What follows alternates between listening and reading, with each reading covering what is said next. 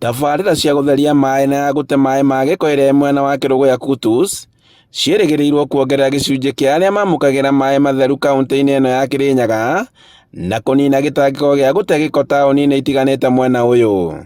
Mũrandi ũcio nĩ ũkũhota gũteithia more than 50,000 household within Kirinyaga magĩe na maaĩ matheru na magĩe na maaĩ maingĩ kumania na hau mũico-inĩ wa mweri wa 6 andũ a Kirinyaga matigũcoka kũgĩa maaĩ rĩngĩ na njĩra ya rationing. Abithaa nene thirikari-inĩ ya kaunti ya Kirinyaga maugĩte atĩ mũbango ũyũ nĩ ũkũhukia kaimana arĩa makoretwo makĩerekeria maaĩ ma gĩko njũĩ-inĩ, kuona atĩ mũtambo nĩguo ũkũhũthĩka harĩ gũte maaĩ ma gĩko. Nĩ gũtuĩka ya gũtigire tondũ twĩna sewerage system na tũkona a system barĩa andũ magakoragwa kũrĩa aiti ndomba gĩko nĩ kĩratuĩka ya gũtwarwo kũu nĩ line. Koguo wona mũrandi watuĩka wa gũkamilika and around 31st June kana arĩ July nĩ tũgũtuĩka a kũgitĩra marĩa matũrigicĩirie through that system.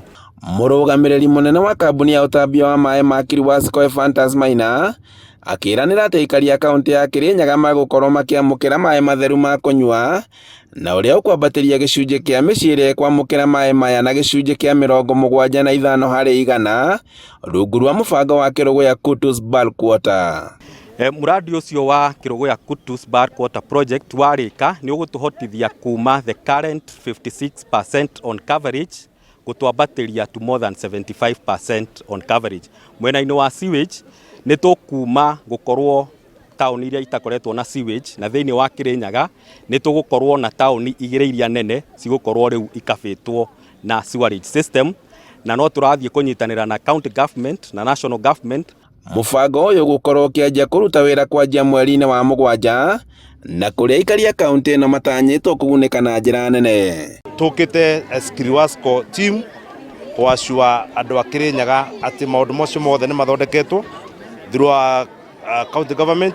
Gavana wa igũrũ nĩ atũnyitĩrĩire mũno na tũkahota gũkorwo tũkinyĩtie hau tũkinyĩtie through other donors, na nĩ hĩndĩ gũkorwo ĩrĩa ya mbere Kirinyaga gũkorwo na sewerage. Handũ-inĩ ha Inooro TV kuma Kirinyaga kaunti-inĩ ya Kirinyaga, njĩtagwo Boni wa Thuku.